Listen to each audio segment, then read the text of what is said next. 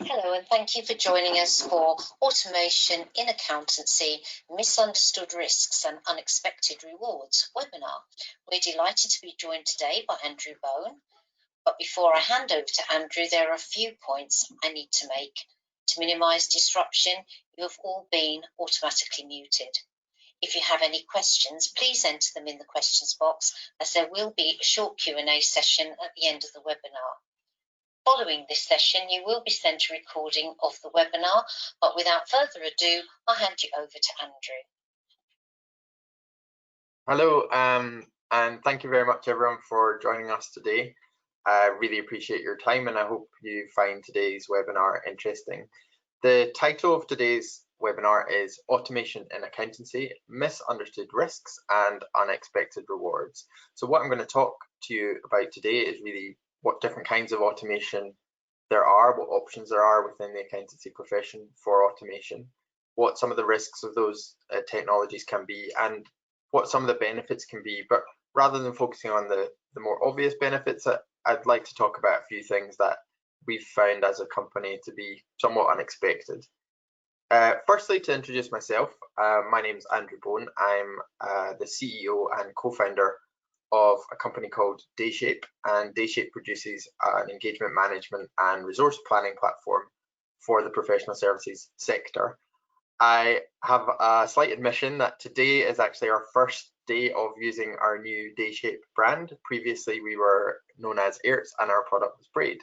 So if I do slip into using the old terminology, then I do apologise, but we're now proudly Dayshape from the 1st of September. My background is a computer scientist and software engineer originally. Then I trained with PwC and had, as an accountant, trained with the audit practice there. And I also spent some time as a management accountant at RBS. So I've got a mixture of a sort of technology background, but I also know the profession quite well.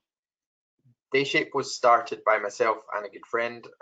My friend was studying his PhD in AI and specifically around automation and optimization of scheduling.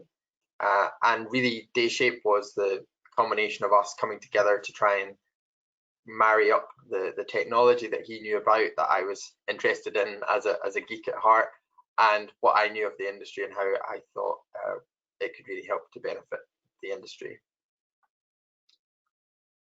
There are lots of areas of accountancy and lots of areas of an accountancy firm which can be benefited by AI and automation.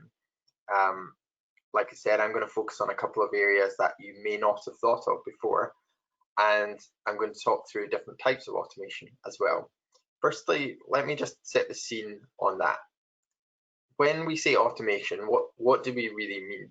Well, there are a range of different technologies, and they range in sort of technological sophistication. At the most, I guess, basic end of the scale, you can just be talking about software. There's a whole segment of software known as PSA software, Professional Services Automation, and it helps professional services firms run their business, encompassing everything from timesheets, invoicing, CRM functionality. You probably use a PSA solution of some description. It's certainly a bit debatable whether there's that much automation in a sophisticated sense there, but it's certainly useful stuff that saves a lot of time. Next up, you have business rules engines and that sort of thing. That maybe lets you do some things that are a bit more sophisticated to automate certain processes, certain workflows. Then the last 5 or so years, robotic process automation has been a big deal, and it has really allowed companies to automate things that previously probably weren't possible. For anyone that doesn't know, robotic process automation allows you to create a piece of software that then can operate other pieces of software. So maybe you've got a CRM system, and information from that system needs to be taken out and put into your billing system. Well, previously that would have been an admin task for somebody. RPA lets you automate that. Even more sophisticated, and this is really the area that we specialize in, there's optimization technology, combinatorial optimization, And it's a branch of AI that really focuses on planning, scheduling, and solving complex problems of those natures. And finally, machine learning is another branch of AI, which is all about training computers to do things that are complex that traditionally they wouldn't have been able to do, such as CV screening or that sort of thing. One point I'd like to make here, just in setting the scene, is that although automation can take lots of different forms technically and behind the scenes, I wouldn't want to give the impression that one form is necessarily better than the other. I think if you're looking at what value automation can bring to your business, it's important not to be caught up in the hype of any particular technology that's all the rage at a given time. Sometimes we've seen the simplest, most basic thing deliver an enormous benefit, and something that was very complex to build deliver a smaller benefit. So I would say, so it's very important to just look at it with a cold heart, sort of cool heads, and look at the actual business case behind it. I'm going to talk about the less obvious benefits of automation today, but it would be remiss of me if I didn't just very, very briefly mention what the traditional benefits of automation are. First and foremost, people tend to roll out automation of some description across many different industries to save costs or to save time. And obviously in a profession where time equals money, then those two things go very much hand in hand. Secondly, automation can help get things done more quickly, so maybe improve the turnaround for a customer and improve productivity as a result. And automation can also improve the predictability of results. So machines don't necessarily make as many mistakes, although we'll come on to that in a second. And they're also reliable. They don't take sick days, they don't need holidays, etc. So sometimes systems are good because of that reliability that they bring. So those are maybe some of the standard reasons for automation. But what about some of the risks involved here? There are plenty of headlines abound that talk about the risks of automation, and there have been lots of scare stories. Of course, one of the most common ones is people being worried about their jobs and job security.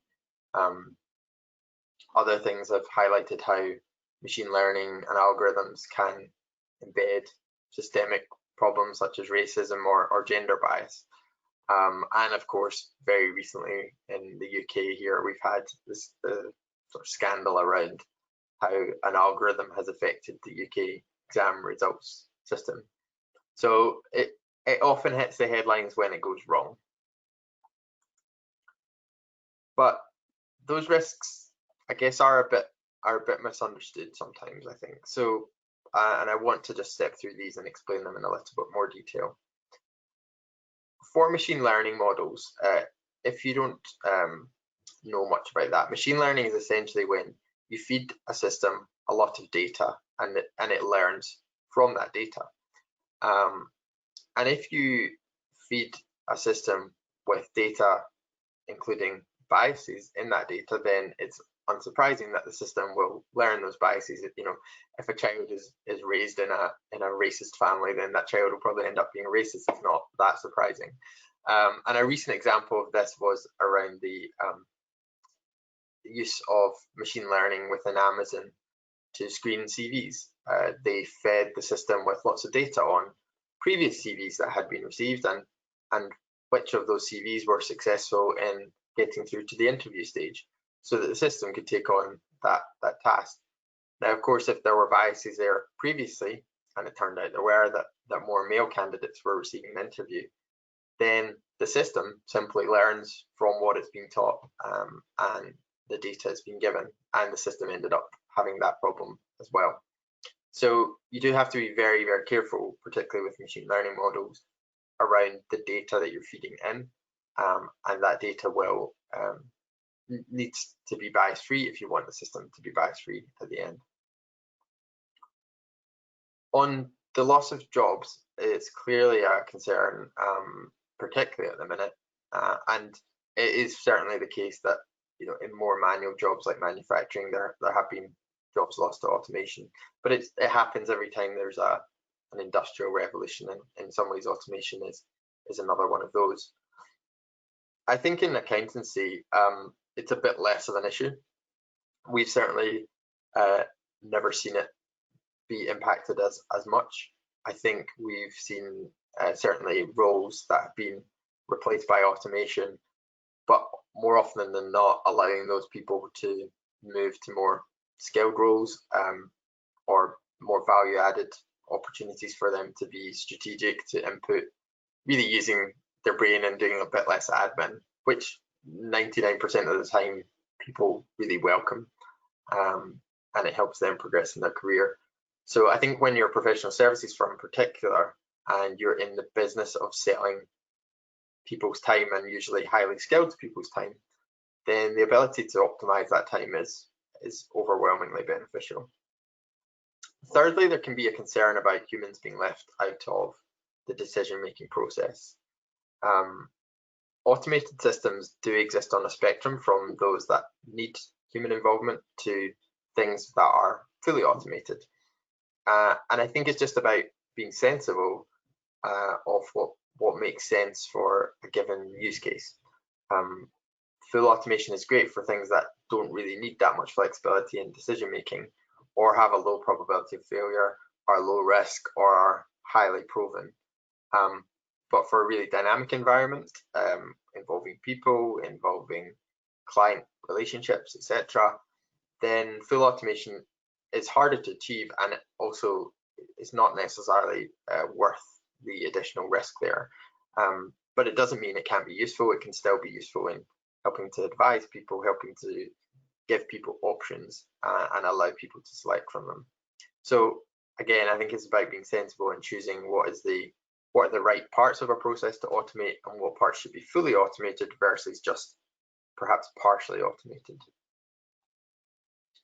So I'm going to move on to the first thing I was going to talk about today, really, which was diversity and automation.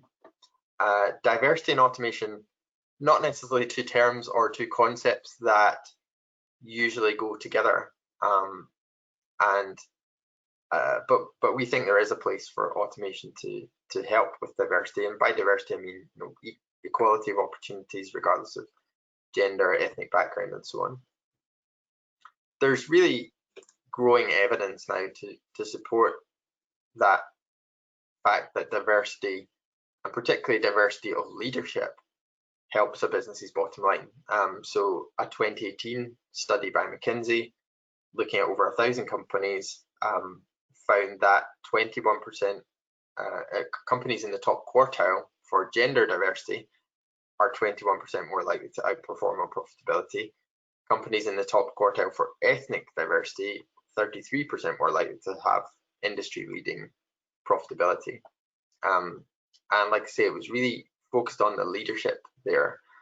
They found the opposite as well, that companies in the bottom quartile for gender and ethnic diversity were 29% less likely to achieve above average profitability. So not only were these companies not leading, they were actively lagging behind.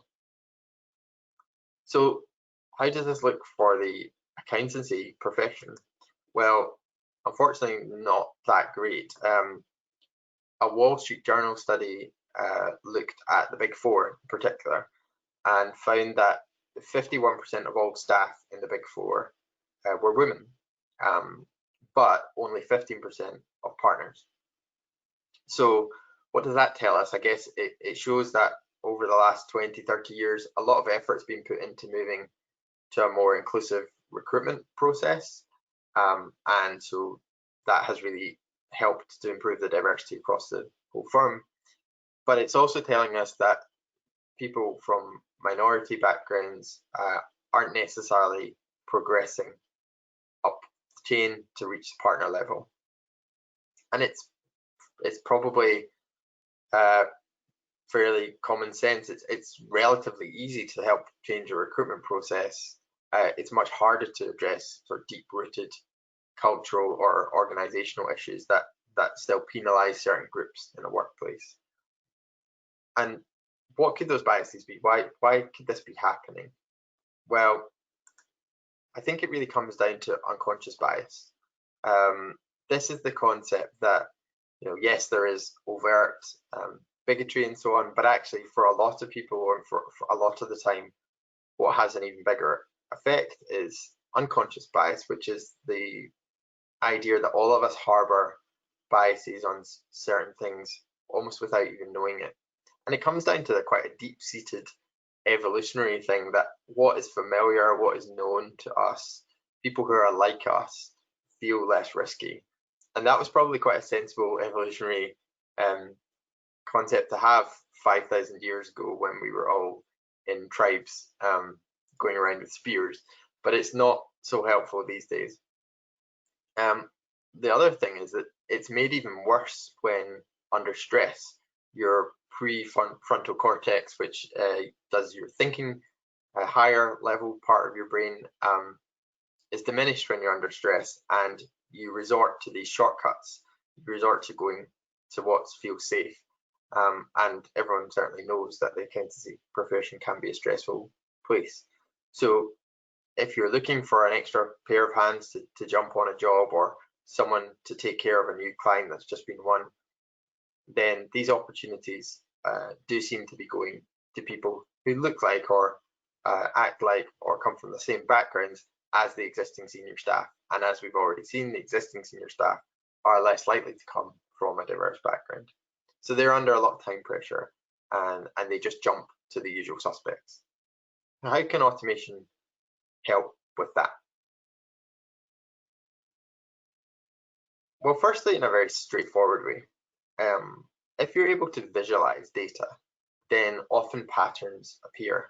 And if you're able to look at who's being assigned the most interesting, the most higher quality pieces of work, the pieces of work that are going to help progress their career, the pieces of work that are giving them leadership experience or personal development experience, if you're able to visualize that, then you see a pattern of the usual suspects. You can also look at this by seeing, who is being requested to work on particular pieces of work. Are certain people being requested much more than other people? But if you're using automation, then you have an opportunity to build more of a meritocracy. Essentially, if you're looking to try and give work to people based on their skills, based on their availability and accreditations, and if there's a degree of automation to that, then it can take away some of that bias and spread that work more evenly. And we've got direct experience of this at Dayshape. Actually, one of our earliest customers implemented automation for the normal reasons that I already talked about. They were looking to save time, they were looking to save money, they were looking to just cope with a very high volume environment where there was so many tasks coming in, lots and lots of pieces of work across a very large number of people, and the scheduling was extremely challenging. But when we were doing interviews with the practitioners, with the users of the software after it was implemented, we found this quite surprising result, that they were telling us they really liked the feeling of fairness, that they could see the system allocating work more fairly than a manager doing it manually, and that was really nice to hear, and something we'd never even imagined would have been the case.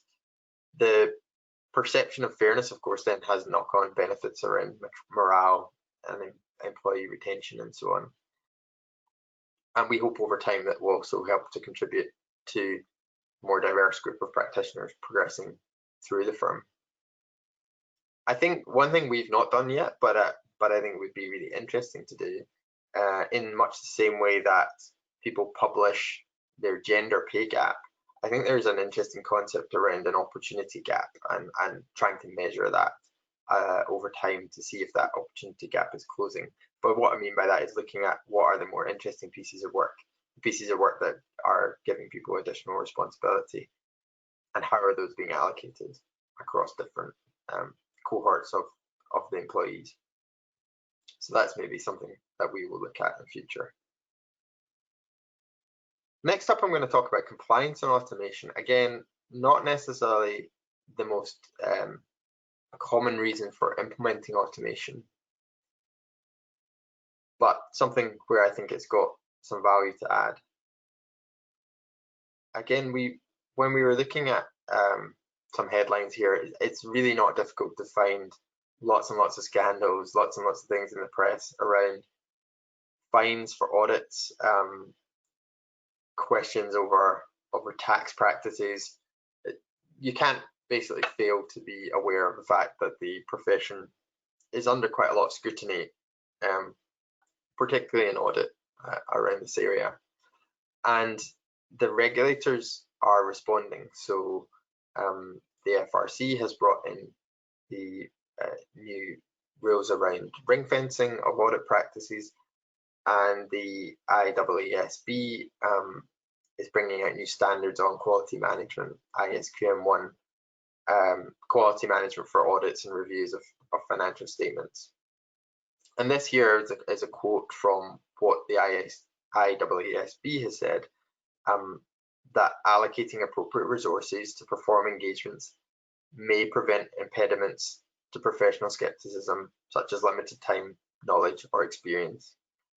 And I think this is really encouraging. It's a recognition, I think, that it doesn't really matter how many training courses you go on or you know, qualifications you have after your name. If you simply don't have enough time to do a good job, and I do believe most people in the profession want to do a good job, but if you're so stretched or stressed or thrown into situations that you're not familiar with, then of course the quality of work is going to suffer. So how can automation help with that? Well, there's three things, I think. Firstly, to unpack the statement, it talks about limited time, knowledge, or experience. So firstly, focusing on limited time. If there's work to be done, there's never enough time to do it. It's the same in accountancy firms, and it's the same in software companies. There's just never enough time to do everything. And work can come in last minute, and clients expect results. How can automation help with that? Well, it's worth thinking about how firms traditionally work. They often work in teams, in small teams. That makes it easier to plan what's happening. Maybe it's based around an office, maybe it's even within an office based around a particular industry or specialism. But just because it's easier to plan in a small team, it doesn't necessarily mean it's the best plan. You could end up in a situation where one office is very busy while another office is quite quiet. In fact, I was actually speaking to one of our customers recently who traditionally work as a Glasgow and Edinburgh would work together as a sort of unified team. But the lockdown situation with everyone being working at home has really started to challenge their thinking on that. They've realized that there's no reason they couldn't pull in people from offices across the whole of the UK. So there are ways of fixing this problem.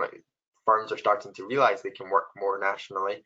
Firms are also looking a lot at more flexible types of work. So contract staff, seasonal staff, using flexible hours to allow working mums to come back into the workplace more easily. All these things are gaining more traction, but they do have a problem, which mean they mean that you can no longer have this nice, easy, small team, everyone in the same place, easy to plan, easy to coordinate. So it makes the planning more difficult, and that's where automation can help. It can plan at a far bigger scale than people can easily do. So it can help to find opportunities for the work to slot into place. The second way where I think automation can really help is around the second part of that statement, talking about knowledge and skills and making sure that people allocated to work have that knowledge and skills and are good fit for the work. So again, if you have a piece of work here that needs to be done, you want to assign someone to a particular client engagement, then who is a good fit for for this. Automation can help here because it can quickly analyze people based on their skills, accreditations, and so on, and really find the best person. Again, helping to drive that sort of much more of a meritocracy, as well as giving better results for the client and the business. It can also help to rule out people if they are not a good fit. So perhaps the person is not independent of that client. Perhaps they don't have security clearance and it's a piece of government work and they need that clearance. So automation can both help to find a good person, and it can also help to rule out people who are not suitable. And that, especially the latter, can really help avoid embarrassment of, firms putting somebody onto a piece of client work who wasn't independent, having to re-review that person's work, inform the customer, and all that kind of thing. So nobody wants to do that. And we've seen customers and prospects that have whole teams of people who look at who worked on which job based on timesheets and try and find any cases where regulations were breached. But it's very much a retrospective activity to try and catch things and take a remedial action rather than being proactive about it. And automation can help to make it proactive. And thirdly, around the helping with compliance, there were recent reports submitted by the Big Four to the Treasury Select Committee around audits, and particularly the financial performance of audits. And that showed that a significant proportion of audits go over budget. Really, like, quite a shockingly high number. And we've already talked about how pressures and stress can increase unconscious bias, and the IAASB has talked about how not having enough time helps to reduce professional skepticism. So basically, we see this picture of firms continually being under pressure, going over budget on their work and putting people under strain, and therefore it's unsurprising that people then sometimes can't deliver their best work in that sort of situation. And how can automation address this? Well, basically by giving people foresight. So often we find in customers that the managers of engagements are expected to pull data from a range of different systems in order to get a view of performance. It's a laborious process. Often it can be a manual process involving getting information out of the timesheet system and trying to combine that with some sort of view of a budget, which they maybe did months ago, and it's gathering dust in a spreadsheet somewhere. And it's hardly surprising, it's just human nature, that if this is a laborious and painful process, then people rarely do it. They maybe do it once a month if you're lucky. And of course that means if you're not looking at how your engagement is progressing and you're not constantly monitoring that, then of course you might be about to head off a cliff. I particularly like this slide. So you don't have any foresight of what's about to happen if you're not looking at these things regularly. And automation can really help on this front, because automation can help to give you that view continuously. It can automate that process of pulling together the stats, the actuals with the forecast and so on, and give you that view just to see where your engagement is. It's like a dashboard of how you're getting on. And if you don't have that foresight, then how do you know where you're going? So I'm going to conclude here. Just to sum up, I suppose the main takeaways I'd like to kind of reinforce are, firstly, that automation is a spectrum of lots of different technologies. Different industries and businesses get lots of different levels of value from different technologies, and it's really a horses for courses thing. Don't get caught up in the hype of one particular technology. Look at it from a business case perspective. There are risks to automation, but they can be mitigated if you're aware of them. So again, look at examples, look at where it has gone wrong, and think about how to address that. And for the accountancy profession specifically, I really think there are big benefits that automation can bring, both to helping to accelerate diversity as well as to mitigate compliance risks. And hopefully I've given you a few little examples of that there. So yes, thank you very much for your time. And I think we can now go to Sue, back to Sue, in case there's any questions. Yeah, we've got some questions coming in. Thank you ever so much, Andrew. It's really fascinating stuff, isn't it? But we have got some questions, but I wondered whether I'll ask you one, and then we might go to launch a poll while some more maybe come in. But the first one is says, in comparing to ERP, how accounting software, especially cloud-based software, can help SMEs. So when comparing to what? Sorry, I missed the first part. So comparing to ERP. Yep. He's asking how accounting software, especially cloud-based software, can help SMEs. I mean, I can certainly speak to our own experiences on this. We use cloud accounting software ourselves within our business, and I don't know if it necessarily is the kind of right answer for an audience of accountants, but it certainly allows us to be maybe a bit more self-sufficient than we would have been 10 years ago when that technology didn't exist.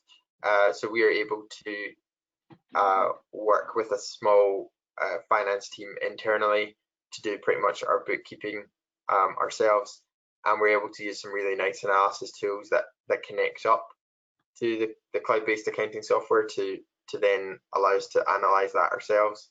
So we still very much do work with our accountants on more technical things, but I'd say the biggest benefit for us is that self-sufficiency. Another big one is also the connectivity that you tend to get with cloud software. So yeah, again, like we run a couple of different tools. They each have a thing that they are good at. They're not trying to be everything to everyone, but they have very tight integrations pre-built, so there's no complexity there. There's no need to pull out spreadsheets and pipe them into other systems, etc. The integration is quite seamless, and I think that's another huge benefit of the sort of more modern style of cloud-based software. Okay, we've got another question here. In your experience, where are the biggest areas for quick wins with automation in the accountancy sector, please?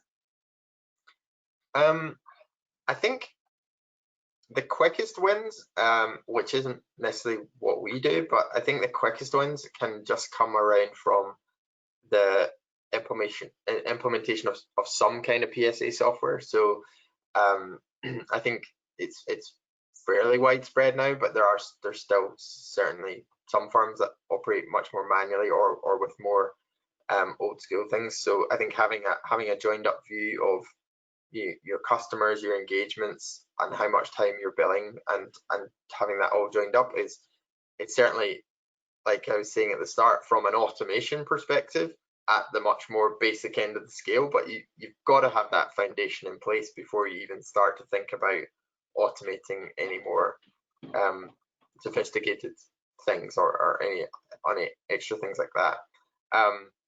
Once you've got that baseline in place, though, I guess the next thing I would say is really joining up the planning process with the actuals process. I think that's a huge benefit as well. So when you're budgeting a piece of work and quoting a client, sometimes that then almost becomes frozen at a point in time, and then the work starts to progress. And if you're not using a system that can help join up those things, then it is quite difficult to be able to go back and say, well, hang on a second, are we really keeping a tight control over our costs here? Or are we verging into doing extra scope of work that we weren't really signed up to do in the first place?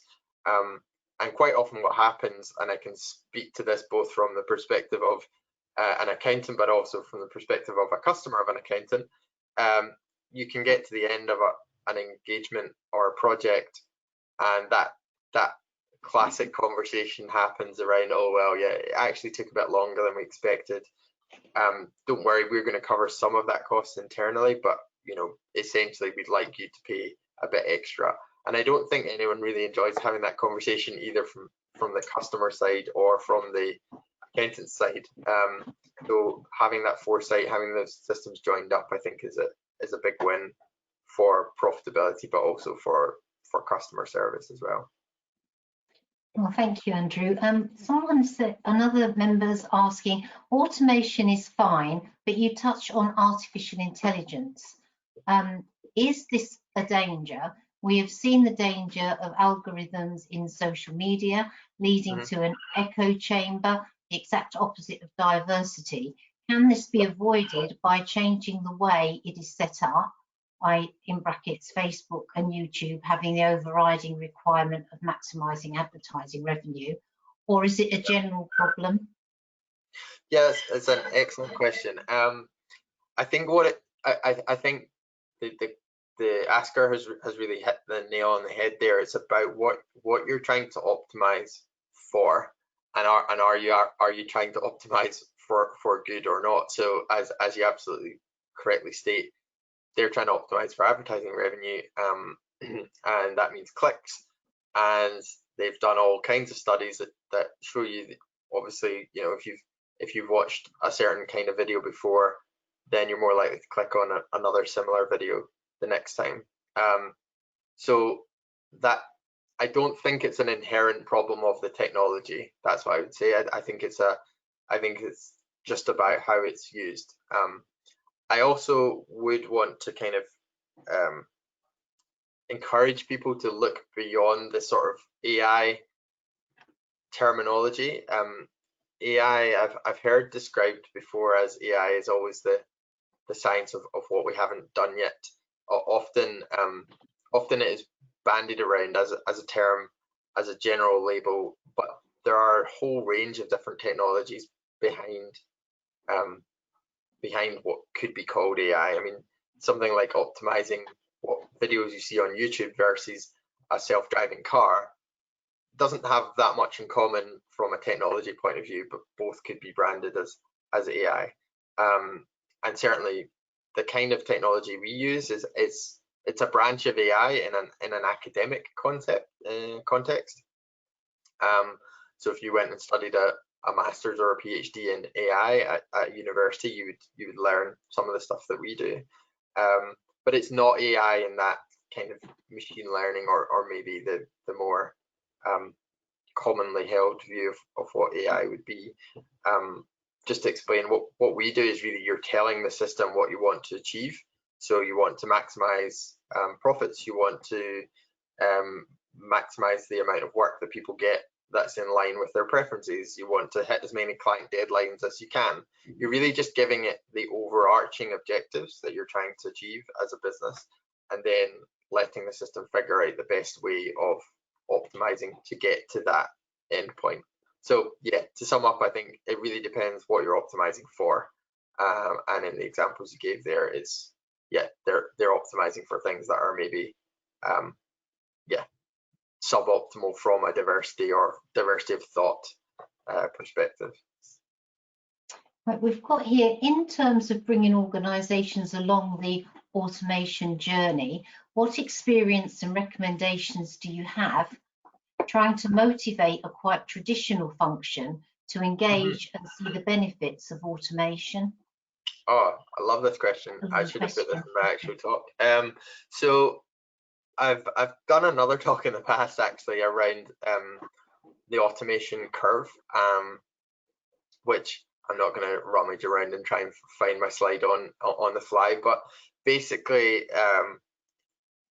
I see automation as a sort of a sliding scale. So at one end of the scale you've got almost like an assisted sort of automation where maybe all it's doing is saying you know, the system says this person would be a good fit for this kind of work, but it's ultimately still entirely up to the person to decide if they agree or don't agree.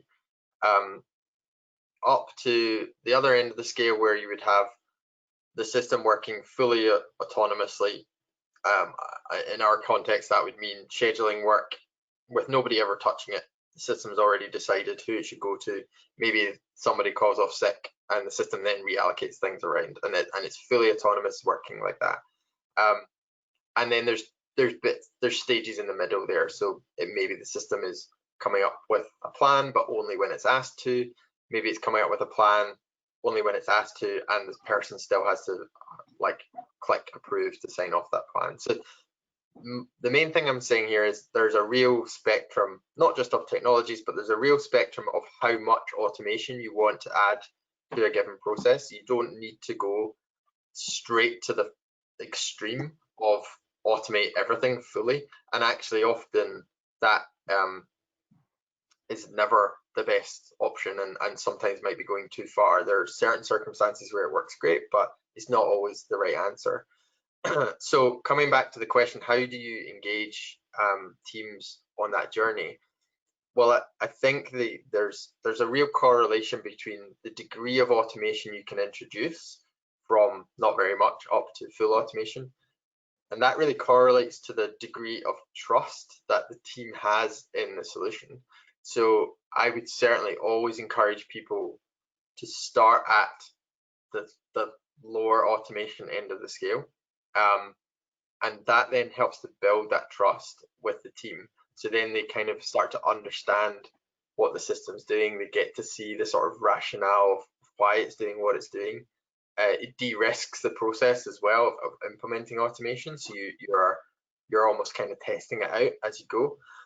And as that trust then builds, then you can start to sort of dial up the degree of automation that you might want to start using in a given process. And I think that's the best way to go about it, because I really strongly believe, and we've had this experience ourselves, you need to bring the people with you. If you try and implement automation or any kind of new technology or new process without winning the hearts and minds, as you could say, people will just work around it. People are still smarter than the machines at the end of the day, and they will find ways to get around it and to go back to the old way of doing things if you don't win the hearts and minds. So something that we always really encourage, and that I really think is vital. Well, thank you. There's another question here. In terms of dynamic forecasting, have you had organisations that completely rely on automation, machine learning to predict and forecast, for example, P&L or supply and demand plan, etc.? Could you speak to that journey and how successful those organisations have been, please? Yeah, okay. Another great question. Get some crackers. So quick answer is we've never had experience of customers using machine learning for that. I'll kind of explain what we have had experience of, and maybe a little bit about what the differences would be. So a machine learning approach to predicting this stuff would be to feed in data. Now, as I said earlier, machine learning models need trained on data. They need to effectively build up that experience so that they then know what to expect or what outcomes to have. So it certainly would be possible to do it. You could feed in, for example, previous years financials. You could feed in lots of information about previous projects, how they all went, and then build machine learning models to predict based on where you are in the current year how things might turn out. And I think that could be quite an interesting experiment to see whether it was any more accurate. However, you would be basing it on previous models, and I guess I'd liken it a little bit to when people were figuring out in the sort of 40s and 50s how to do weather forecasting. There were very much two different schools of thought. One school of thought was like, okay, well, we get all this information on what weather was like over the past 100 years, and then if we know what the weather is today, we can use those models to say what it's going to be like in the next week. And that was a whole school of thought, and for some parts of the world that works quite well. But there was also other people who said, well, no, it's too dynamic, it's too unpredictable. to use that approach, and we actually need to start modeling it as a system and a simulation, and gather lots of data from weather buoys and satellites, etc., and then use that to predict it. And so I guess we take more of that approach in a sense. We're capturing lots of real world data, being fed in by the people who actually know it. So it's the engagement managers or the resource managers, the people who are working on the jobs.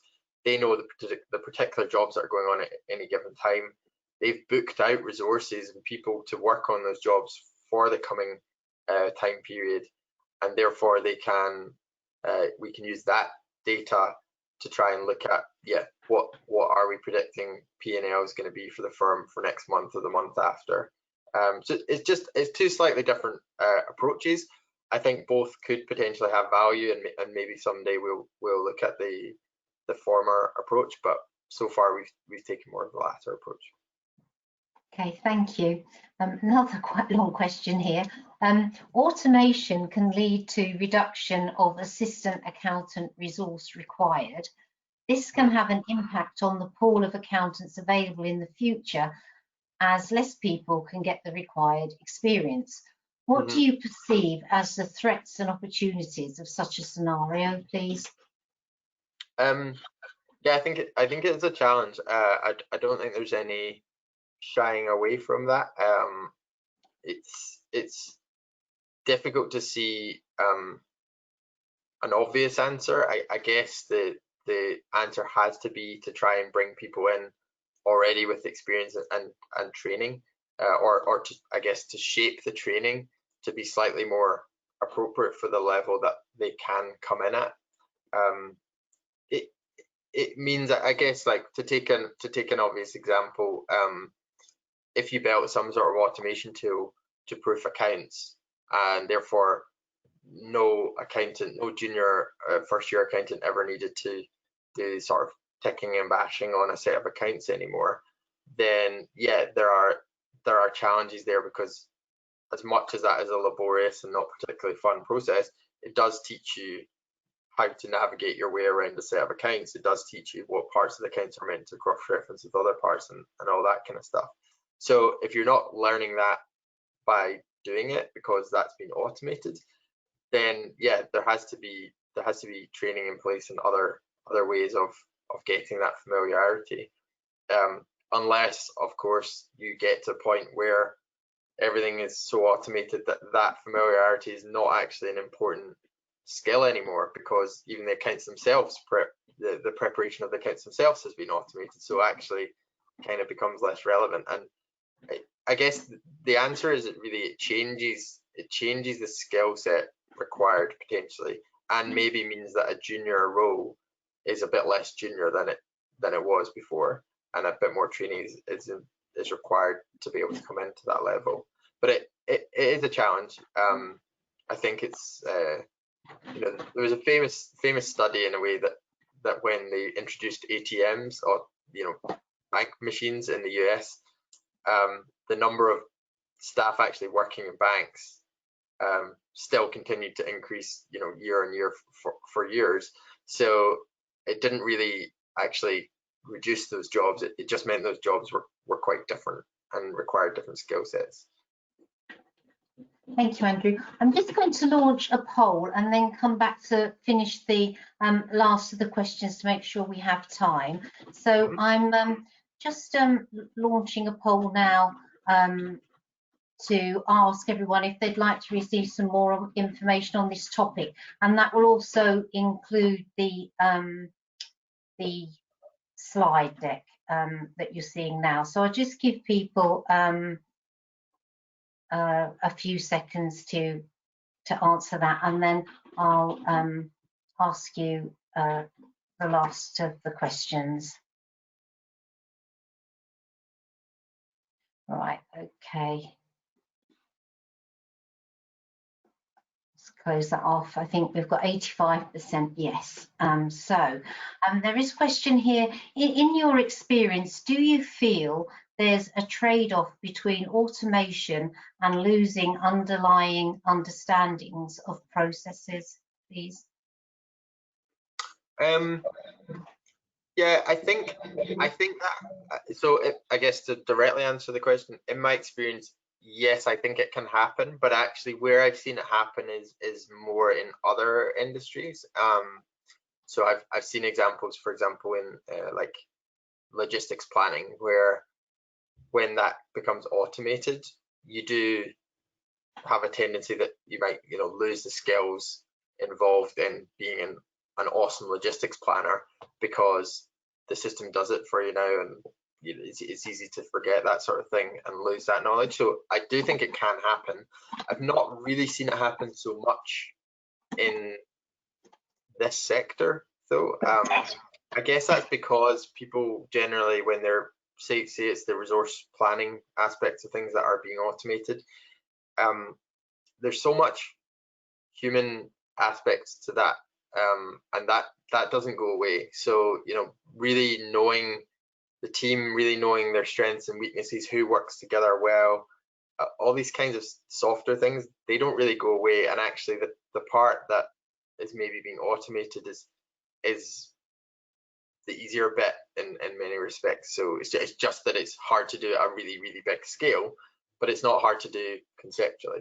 So yeah, I haven't seen it so much directly for ourselves, but I have seen it in other industries. So it's something that you need to be aware of. I think it's also really important to, and it comes back to that trust thing, it's really important to have good documentation on and good training on what the system is doing, so that people do trust it. They have that understanding of what it's doing behind the scenes. It shouldn't just be a kind of black box. And that also helps to maintain that knowledge as well within the firm.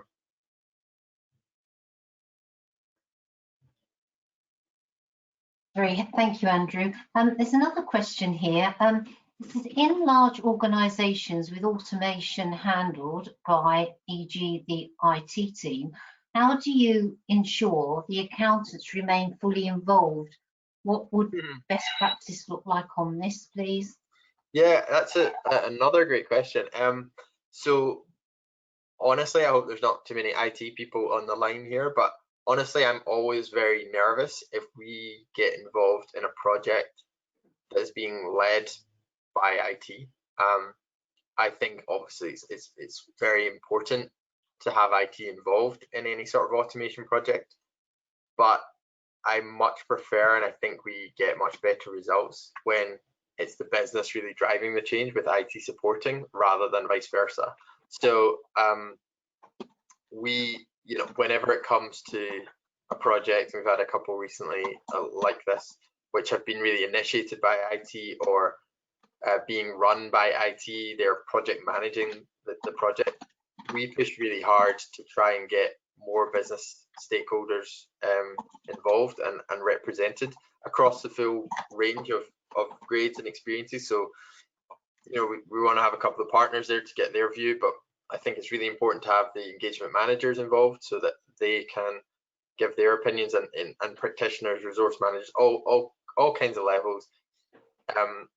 It's amazing how often, even within the firm, and this isn't surprising because they're very complex organizations, but even within the firm, what IT think the business wants, and what IT have written down or procurement have written down in the RFP document, when you get to the actual discussions with the sort of end users, sometimes it's not quite the same. Sometimes something has been lost in translation, and I think, yeah, I personally would always recommend having the business heavily involved, so they feel like they own that and that they are in control of it. Again, coming back to what I said before, I think it really helps to build that trust as well.